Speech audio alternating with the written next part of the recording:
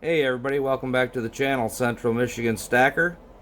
Glad to have you around today. I've got a few choice pieces picked out here out of my stack I wanted to give everybody a look at today.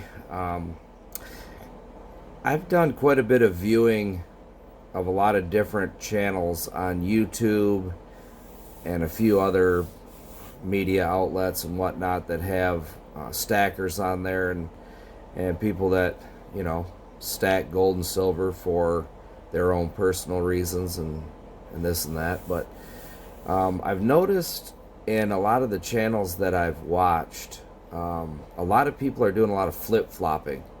Like when I first began watching them, it would be, oh, you know, they're pumping silver and gold, like, you know, you need it to hedge against inflation, and there's so many good uses for it to store your money and store your value, your wealth value and whatnot. But from what I'm hearing on the news, inflation is up,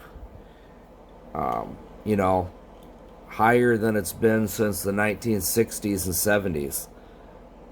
And gold and silver, from what I've seen, have primarily been stagnant, even all the way through the entire pandemic and whatnot, when things were starting to become bad and then getting worse, and then, you know, at the state that we're at now, which is primarily terrible, gold and silver still sit, as far as I'm concerned, kind of stagnant.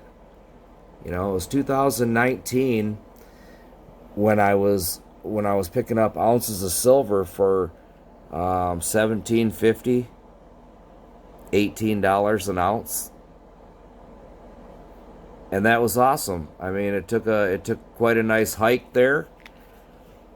Shortly after that, in 2020 and 2021, you know, not bad towards the end of 2021, but it went up a bit from the 1750 for sure. But with all the talk of the Green New Deal and, you know, all the wind power and solar power and everything else that we were getting ready to tap into and whatnot, you know, I thought there was going to be a bigger surge towards silver for sure. Copper is going up real nicely. I mean, I just checked the price on it, and it was, I think the scrapyard said $3.25 for number 2, and number 1 was going for $3.50.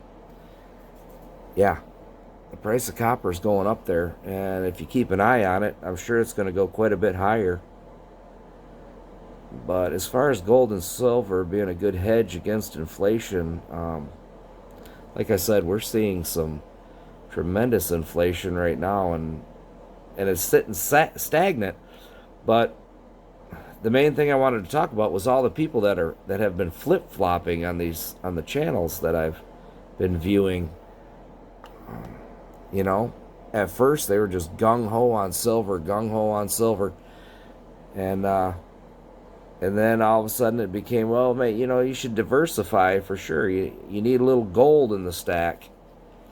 Need some gold in the stack. So, you know, and then they get people on buying some gold here and there, and the first thing they tell you is, oh, I'm not a financial advisor in any way, shape, or form.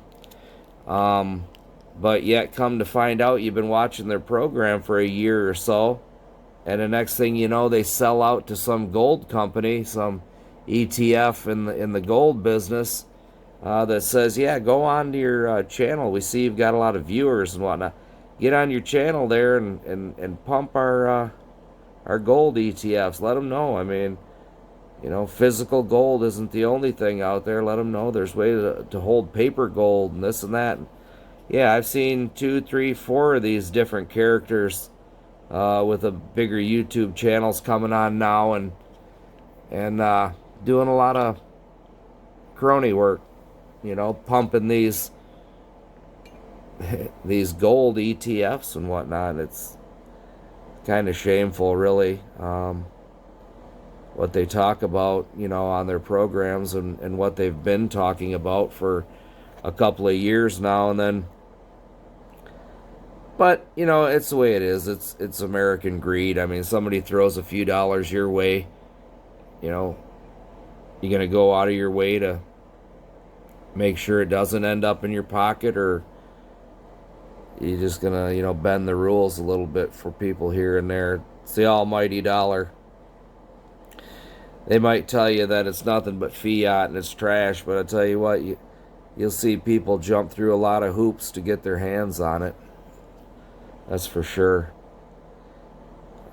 I'm gonna keep stacking this next year for sure, heavy, probably for a while, because I got a feeling that the prices are going to start going up on silver and gold, and it's probably not going to be a whole lot longer.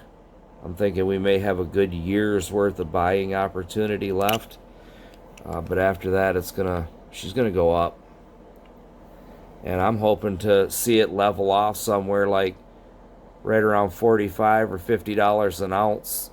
Give it a year's time for that to happen, and I'll be happy with that for sure. That's an S Mint mark right there. That's an 1878 first year issue. I love the toning on that Morgan right there. I got just a couple more for you. Here's a beautiful painted Anza from the Mexican Mint. I picked this up from a guy's auction. I'm not sure who it was. Probably one of the guys I'm talking about that's just all they want subscribers. Everything they can do to get a subscriber. They don't even care if you watch their shows or not, or even interested in it. It's all about just clanging that bell. And I understand it helps and whatnot, but some people are just shameless. Silver and gold. That's what I like to show. That's what I like to hold. Central Michigan Stacker. If you like silver and gold, give me a like. Hit that subscribe.